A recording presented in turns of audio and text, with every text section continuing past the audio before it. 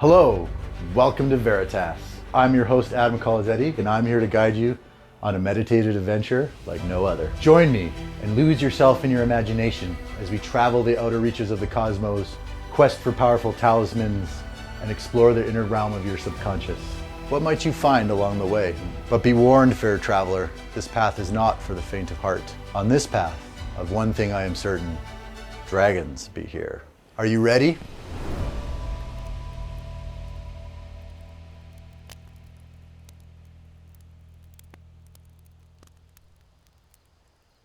So how we're going to begin is you're going to sit comfortably, however that means to you. Could be legs crossed, could be sitting in a chair, whatever it is, sit somewhere comfortably that you feel relaxed and comfortable. And you're going to close your eyes and you're going to take 3 deep breaths. Deep breath in, count to 4. Deep breath out, count to 4.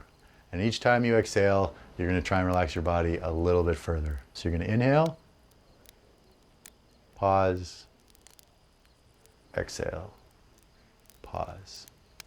So as you're doing this and you're relaxing, it's in those pauses between breaths where we're going to go. That is where your creativity meets your imagination, meets your subconscious. So let's see what awaits you in the spaces between breaths.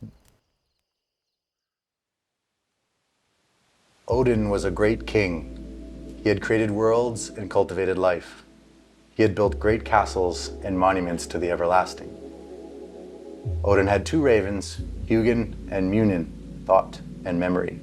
They were his muse and brought him great vision. Still, despite all the great things he had accomplished, Odin longed for the days of old, for a simpler time when he laughed and frolicked in the fields where he spent his childhood. One night, Odin called memory to him and said, "I so wish to see the world as I did when I was a child. Show me that world."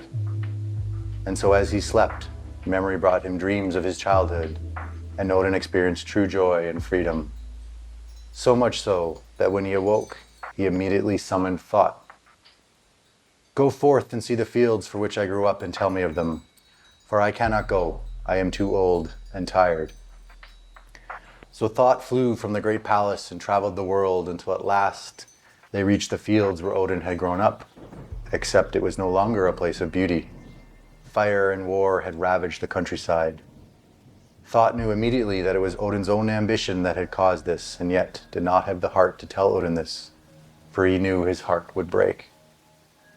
And so Thought flew back to Odin, and when Odin asked what he saw, Thought opened its beak and paused for the briefest of moments, and then told him, "The fields are greener than they have ever been.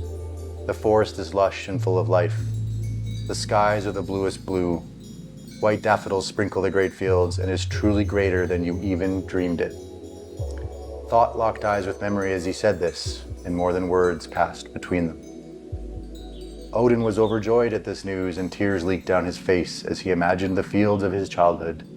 He saw the daffodils in the forests. In his mind, he laid in the grass and watched the blue sky. But Odin's power had grown, and as he imagined this truth, so it came to be. Grass grew up from the scorched soil. Streams of water washed away the remnants of war, and daffodils grew.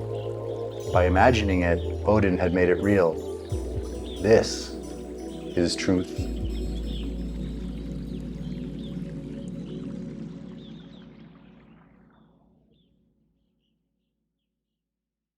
Join me each week as a new chapter unfolds. What worlds will we explore next? What gods and monsters will we find? What part of yourself will awaken? Only one way to find out.